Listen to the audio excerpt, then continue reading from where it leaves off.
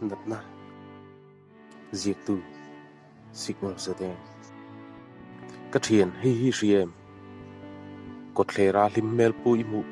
yo em te po ga pindan chungrila tapve thin tho an ni ti hi anat em wa lan chu ti tu te hi an khoi thla ga lan chu ti lova chungrila tur tlok ta lei hi an leina tom an na zo ma fo le nga la tu mo in nat ma thlen chea inangoi ngoya I tu rai seng ni in ria in thiam lova ma ni in dema khatin ti su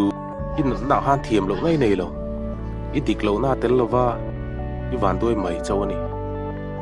ma se tu ma in na reng big lova tu ma in tap reng big lo nia za ko hi la bung bule anga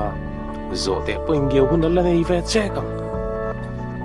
tu mo chui ring don chawa rin thei lo tu rin na ko sale a tu mo chui mai don chawa mangai thei lo vin om le thina thei kil tu min di ching mi ti khara bit tha lo lang zut suta I men lain ni thil mu eng kim mai chuan ani chuan ngai tir ruwa sak che tro I bulami tan mu lo na ni mit tui luang tur chu chel din tu min inui luya nat na tam taka thlen huwa che po pi se na ne ila tong trai sak zela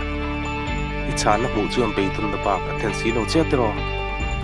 I ri chiat em tu mo nu na I ri ngai lo tu ina mo I din hun le san bo ni ai lo ngai thin alu sak lai chuan nui liam har tak zetang